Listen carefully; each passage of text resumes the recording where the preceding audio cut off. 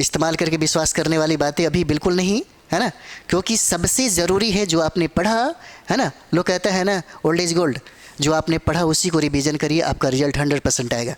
Hello नमस्कार दोस्तों, आप सभी लोगों का हमारे पीटीएफ परिवार में स्वागत है। बहुत बहुत अभिनंदन है आप सभी लोगों का। तो अभी हम लोग उपस्थित हैं फास्ट रिवीजन के सेशन में। अभी का जो टॉपिक है बहुत इंपॉर्टेंट हो जाता है, लगभग 250 प्रश्न मिलेगा और बीपीएससी के एग्ज़ाम में सर्वाधिक प्रश्नों की संख्या यहीं से रहता है, स्वतंत्रता आंदोलन से। बिहार के स्वतंत्रता आंदोलन से सर्वाधिक प्रश्न पूछे जाते हैं किसी भी कंपटीशन में। बिहार शिक्षक भर्ती का एग्ज़ाम हो उसमें सिलेबस में ही है, उसके सिलेबस में ही है इंडियन नेशनल मूवमेंट, है ना। तो चलिए आगे हम लोग बढ़ते हैं, बहुत इंपॉर्टेंट टॉपिक हमारा हो जाता है। हम लोग प्रारंभ करते हैं। पहला प्रश्न, कांग्रेस की स्थापना कब हुई थी?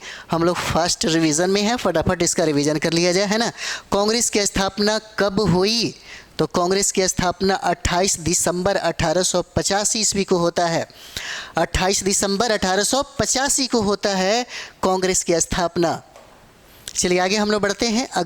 अगला प्रश्न देखते हैं, कांग्रेस की स्थापना किस शहर में हुआ? कांग्रेस की स्थापना किस शहर में हुआ? तो कांग्रेस की स्थापना बंबई में होता है। ऑप्शन क्या हो जाएगा? डी आंसर हो जाएगा। निम्न में से किस अंग्रेज अधिकारी ने कांग्रेस की स्थापना में मुख्य भूमिका अदा किया था? निम्न में से किस अंग्रेज अधिकारी ने कांग्रेस की स्थापना में मुख्य भूमिका अदा किया? तो क्या हो जाएगा? ए.ओ. ह्यूम, है ना। कांग्रेस के पिता कहे जाते हैं, जन्मदाता कहे जाते हैं, इनको कहा जाता है ना। ए.ओ. ह्यूम हो जाएंगे। चलिए आगे हम लोग देखेंगे। अगला प्रश्न है, कांग्रेस के प्रथम अध्यक्ष, है ना। कांग्रेस के प्रथम अध्यक्ष कौन है? 4 नंबर, कांग्रेस के प्रथम अध्यक्ष कौन हो जाएंगे? तो देखिए W.C. बनर्जी नाम है, व्योमेश चंद्र बनर्जी। इसका आंसर क्या हो जाएगा? बी आंसर हो जाता है, W.C. बनर्जी हो जाएंगे। अगला प्रश्न देखिए, अगला प्रश्न देखते हैं हम लोग। अगला प्रश्न है, कांग्रेस के प्रथम अधिवेशन में कितने प्रतिनिधि शामिल हुए? कांग्रेस के प्रथम अधिवेशन में कितने प्रतिनिधि शामिल हुए? प्रश्न पूछा हुआ है आपसे। तो इसमें प्रतिनिधियों की संख्या 72 थी, 72 लोग थे इसमें। कांग्रेस के प्रथम अधिवेशन में बिहार के कितने प्रतिनिधियों ने भाग लिया था? बिहार के कितने प्रतिनिधियों ने भाग लिया? तो बिहार के एक भी लोग इसमें शामिल नहीं हुए थे। चलिए आगे हम लोग बढ़ते हैं। 7 नंबर, कांग्रेस का दूसरा अधिवेशन कब हुआ? कांग्रेस का दूसरा अधिवेशन 1886 में होता है।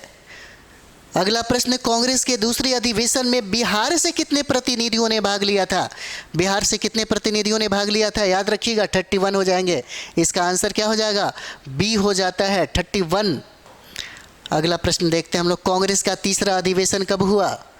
कांग्रेस का तीसरा अधिवेशन कब होता है?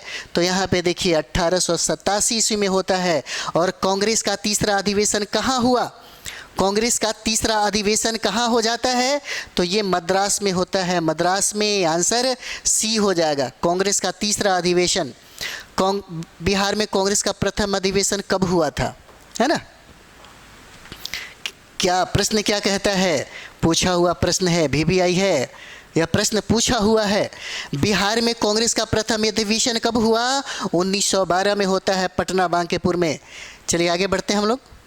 11 नंबर सवाल। चलिए 12 नंबर से स्टार्ट करते हैं हम लोग, है ना। 12 नंबर, बिहार में कांग्रेस का प्रथम अधिवेशन कहाँ हुआ था? कहाँ हुआ था पहला अधिवेशन बिहार में? तो पटना में हुआ था इसका अधिवेशन। आंसर ए हो जाएगा। बिहार में कांग्रेस के प्रथम अधिवेशन की अध्यक्षता किसने की थी? प्रथम अधिवेशन की अध्यक्षता किसने किया? तो ये माधोलकर हो जाते हैं, RS माधोलकर। आंसर क्या हो जाएगा? डी हो जाएगा। इसका आंसर डी है। नेक्स्ट, 2 अधिवेशन के बारे में बार बार सवाल जो है पूछता है आपसे। पटना में आयोजित कांग्रेस का कौन सा अधिवेशन था? यह कौन सा अधिवेशन था? क्रम में 1 2 3 4 7 इस तरह से। तो ये 27वां हो जाता है क्रम में। क्रम में 27वां अधिवेशन था जो बांकीपुर पटना में हुआ। अगला प्रश्न है, पटना में आयोजित कांग्रेस के अधिवेशन में महासचिव कौन था? महासचिव कौन था? तो ये महासचिव सच्चिदानंद सिन्हा हो जाते हैं। आंसर ये हो जाएगा, सच्चिदानंद सिन्हा। नेक्स्ट, पटना में आयोजित कांग्रेस अधिवेशन की स्वागत समिति के अध्यक्ष कौन थे? स्वागत समिति के अध्यक्ष कौन हो जाएंगे? मौलाना मजहरुल हक हो जाते हैं। आंसर बी हो जाएगा, मौलाना मजहरुल हक हो जाते हैं। चलिए आगे बढ़ते हैं हम लोग 17 नंबर सवाल। नेक्स्ट, जपला में लेबर यूनियन का गठन कब हुआ? जपला में लेबर यूनियन का गठन कब हुआ? तो इसका गठन 1937 ईस्वी में होता है, 1937 में। और कांग्रेस का 31वां अधिवेशन जो है, 31वां अधिवेशन 1916 में होता है। इसका आंसर बी हो जाएगा। चलिए आगे बढ़ते हैं हम लोग। 19 नंबर सवाल है, कांग्रेस के 31वें अधिवेशन की अध्यक्षता किसने की? 31वां का अधिवेशन अंबिका चरण मजूमदार करते हैं। 31वां का अध्यक्षता अंबिका चरण मजूमदार करते हैं। आगे बढ़ते हैं हम लोग 20 नंबर। कांग्रेस के किस अधिवेशन में राजकुमार शुक्ल गांधी जी से मिले थे? है ना, राजकुमार शुक्ल जो है ये गांधी जी से मिले थे। इंपॉर्टेंट सवाल है, और ये लखनऊ अधिवेशन 1916 का अधिवेशन था। चलिए नेक्स्ट हम लोग देखते हैं आगे। नेक्स्ट 21 नंबर, कांग्रेस के किस अधिवेशन में पटना विश्वविद्यालय बिल तथा चंपारण के नील किसानों एवं उनकी भूमि से संबंधित जांच संबंधी प्रस्ताव पारित किए गए? कब, किस अधिवेशन में ये प्रस्ताव को पारित किया गया था? तो 31वां अधिवेशन था, कांग्रेस का 31वां अधिवेशन था। नेक्स्ट, कांग्रेस का 37वां अधिवेशन कहाँ हुआ? कांग्रेस का 37वां अधिवेशन कहाँ हो जाएगा? तो 37वां अधिवेशन कहाँ है? गया में होता है। और कांग्रेस का 37वां अधिवेशन कब हुआ? कांग्रेस का 37वां अधिवेशन कब हुआ?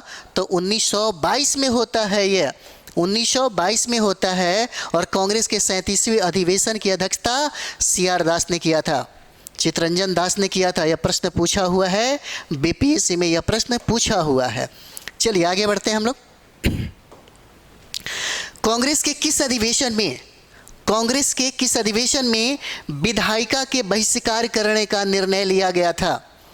बिहार के किस अधिवेशन में विधायिका के बहिष्कार करने का निर्णय लिया गया था? तो ये गया अधिवेशन था। यह गया अधिवेशन में इसका निर्णय लिया गया। नेक्स्ट हो जाएगा, भारतीय राष्ट्रीय कांग्रेस का 53वां अधिवेशन कब हुआ था? 53वां अधिवेशन कब हुआ था? तो 53वां अधिवेशन 1940 में होता है, 1940 में होता है। और कांग्रेस का 53वां अधिवेशन कहाँ हुआ था? कहाँ हुआ था 53वां अधिवेशन? तो ये रामगढ़ में होता है। आंसर क्या है? बी हो जाएगा, रामगढ़ में होता है। अगला प्रश्न देखेंगे हम लोग। कांग्रेस के रामगढ़ अधिवेशन की अध्यक्षता किसने की? रामगढ़ अधिवेशन की अध्यक्षता किसने किया? तो मौलाना अबुल कलाम आज़ाद हो जाएंगे। आंसर इसका ए हो जाता है, आंसर इसका ए हो जाएगा। नेक्स्ट देखते हैं हम लोग, यहाँ पे थोड़ा लंबा प्रश्न हो जाएगा। चलिए, रामगढ़ अधिवेशन में कांग्रेस की अंग्रेजों के प्रति समझौतावादी नीति के विरोध में बिहार के किस नेता ने एक सभा का आयोजन किया था? 29 नंबर सवाल ये हो जाता है। एक बार और देखिए, रामगढ़ अधिवेशन में, इंपॉर्टेंट है, रामगढ़ अधिवेशन में कांग्रेस की अंग्रेजों के प्रति समझौतावादी नीति के विरोध में बिहार के किस नेता ने एक सभा का आयोजन किया था? तो ये स्वामी विद्यानंद हो जाते हैं। आंसर इसका ए हो जाएगा, 29 का आंसर ए हो जाता है। चलिए आगे हम लोग बढ़ते हैं। अगला प्रश्न है, अगला प्रश्न देखते हैं हम लोग 30 नंबर। किसके नेतृत्व में पूरे देश में होम रूल आंदोलन हुआ? होम रूल आंदोलन हुआ किसके नेतृत्व में? तो यहाँ पे देखिए, बाल गंगाधर तिलक हो जाते हैं और एनी बेसेंट के नेतृत्व में यह आंदोलन हुआ। आंसर डी हो जाएगा, ए और बी, बाल गंगाधर तिलक और एनी बेसेंट के नेतृत्व में होता है। भारत में होम रूल आंदोलन कब प्रारंभ हुआ? भारत में होम रूल आंदोलन कब प्रारंभ हुआ? यह 1916 में प्रारंभ होता है। और बिहार में होम रूल लीग की स्थापना कहाँ हुई थी? बिहार में होम रूल लीग की स्थापना कहाँ हुई थी?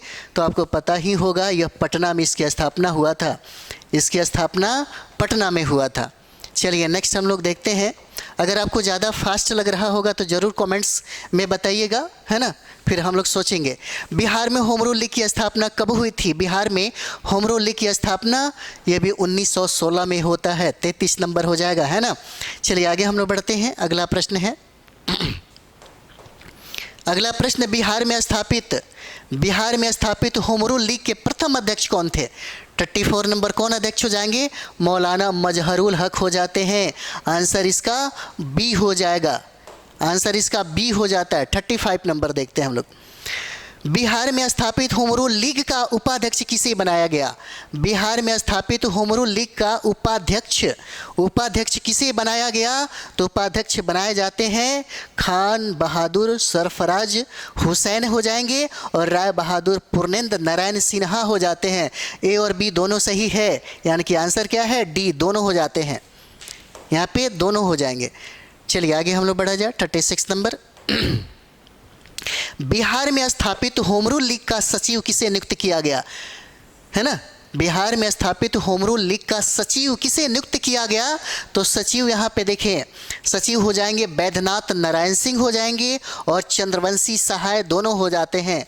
ये सचिव दोनों हो जाएंगे। आंसर ए और बी दोनों हो जाएगा, डी आंसर हो जाता है। चलिए आगे बढ़ा जाए। 37 नंबर सवाल है, एनी बेसेंट कब पटना आई थी? इंपॉर्टेंट है। एनी बेसेंट पटना कब आई थी? तो ये 1918 में पटना आई थी। यहाँ बिहार में 1918 में आई थी। और बिहार के किस जिले को छोड़कर होम रूल का प्रचार हुआ था? बिहार के किस जिले को छोड़कर होम रूल का प्रचार हुआ था? है ना, तो क्या हो जाएगा? चंपारण को छोड़ करके। आंसर क्या हो जाएगा? ए हो जाता है। चलिए आगे हम लोग बढ़ेंगे। 38 है। चलिए अगला प्रश्न हम लोग देखते हैं, चंपारण किसकी खेती के लिए प्रसिद्ध था? 39 नंबर चंपारण किसकी खेती के लिए प्रसिद्ध था? है ना, ये नील की खेती के लिए प्रसिद्ध था चंपारण। आंसर सी हो जाएगा। निम्न में से कौन नील की खेती का प्रकार है? कौन खेती का प्रकार हो जाता है? तो जिरात हो जाएगा और अशामीवार हो जाएगा, दोनों हो जाता है। आंसर इसका डी है, बी और सी हो जाएगा। चलिए अगला प्रश्न हम लोग देखेंगे।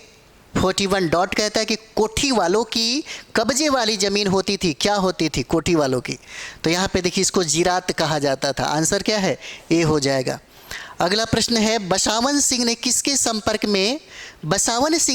संपर्क में आकर कॉटन मिल यूनियन की स्थापना की थी? बसावन सिंह ने किसके संपर्क में आकर कॉटन मिल यूनियन की स्थापना की थी? 42 नंबर सवाल क्या हो जाएगा? सुभाष चंद्र बोस के, है ना, सुभाष चंद्र बोस के संपर्क में आने के बाद इन्होंने ये काम किया। अगला प्रश्न हम लोग देखेंगे, इंपॉर्टेंट था ये वाला प्रश्न। चलिए आगे देखा जाए। 1 बीघा में 3 कट्ठा नील की खेती करना कब से अनिवार्य किया गया था? कब से अनिवार्य किया गया था?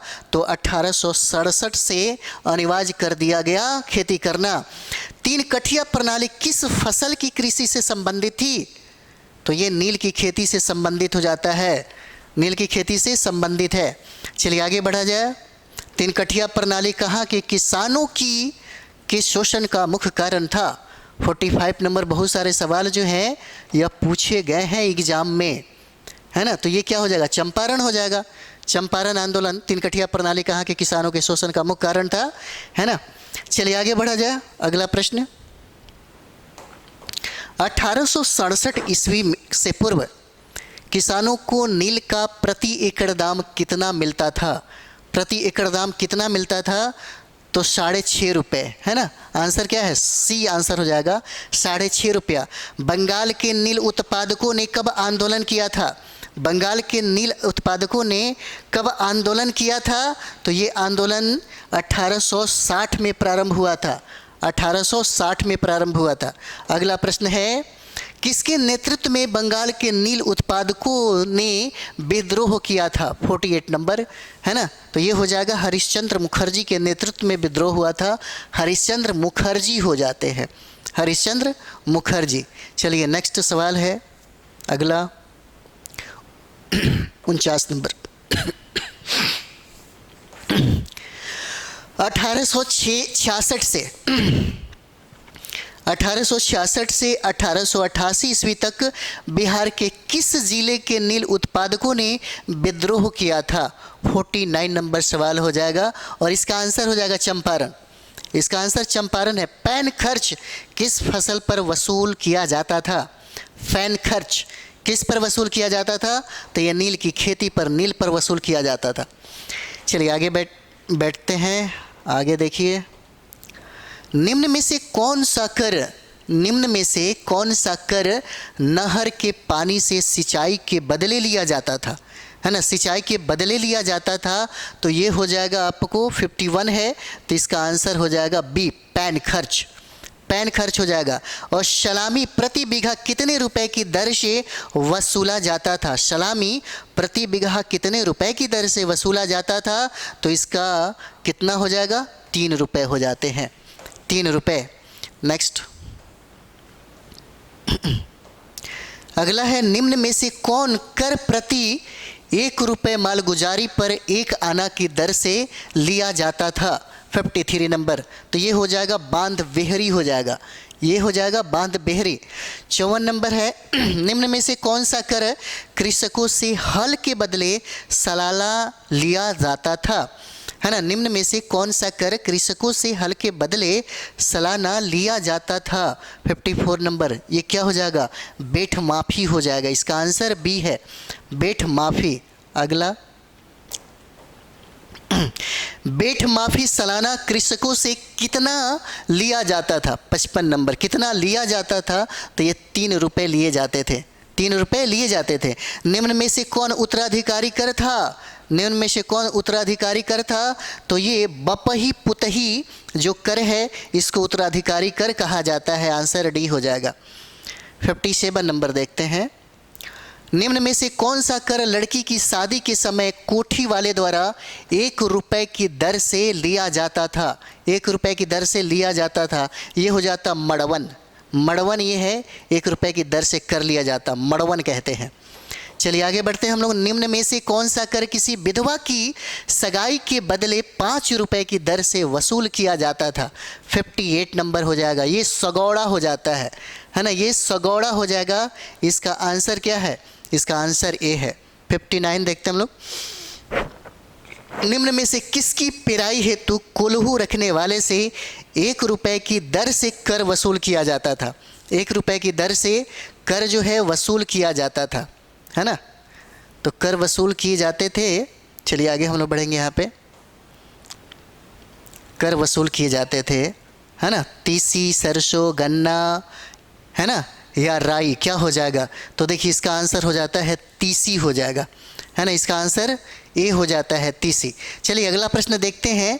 बाट छप्पी कर, बाट छप्पी कर, है ना, यह टैक्स है। बाट छप्पी कर निम्न में से किसकी बिक्री पर वसूल किया जाता था? किसकी बिक्री पर वसूल किया जाता था? तो इसका आंसर हो जाएगा दूध और तेल। दूध और तेल हो जाता है। आंसर इसका हो जाएगा डी। इसका आंसर डी हो जाएगा, बी और सी हो जाता है। तो चलिए हम लोग नेक्स्ट वीडियो में आगे इसके बाद से प्रारंभ करेंगे। बहुत इंपॉर्टेंट ये टॉपिक हमारा हो जाता है। स्वतंत्रता संघर्ष से बहुत सारे प्रश्न पूछे जाते हैं, तो फास्ट रिवीजन का क्लास है, फटाफट कर लीजिए। और बीपीएससी को कंप्लीट करने के लिए आप अपने मतलब दिनचर्या में एक टारगेट रखिए कि हमको रोज़ 500-400 प्रश्न कर जाना है, किसी भी हालत में कर जाना है ना। रिवाइज अच्छा रहेगा, रिजल्ट आराम से आ जाएगा। इसलिए रिजल्ट आएगा क्योंकि रिवाइज जिसका सबसे बेस्ट होता है उसी का रिजल्ट होता है। क्योंकि अभी पढ़ने का टाइम नहीं है। अभी आपने 1 साल में जो भी पढ़ा उसको बार बार रिवाइज करिए, नया कुछ भी इस्तेमाल नहीं करिए, है ना, तो फिर गड़बड़ हो जाएगा। इस्तेमाल करके विश्वास करने वाली बातें अभी बिल्कुल नहीं, है ना, क्योंकि सबसे ज़रूरी है जो आपने पढ़ा, है ना। लोग कहते हैं ना, ओल्ड इज गोल्ड। जो आपने पढ़ा उसी को रिवीजन करिए, आपका रिजल्ट 100% आएगा। चलिए अगले वीडियो मिलते हैं। Thank you very much.